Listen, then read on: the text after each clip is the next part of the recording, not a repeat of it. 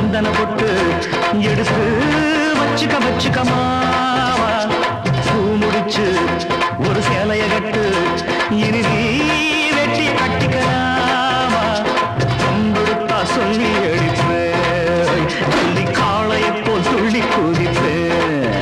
ஒரு பம்பரமா சுத்தி அடிப்பேன் உங்க பாட்டனுக்கும் கத்து கொடுப்பேன் சந்து விட்டு ஒரு சந்தன போட்டு எடுத்து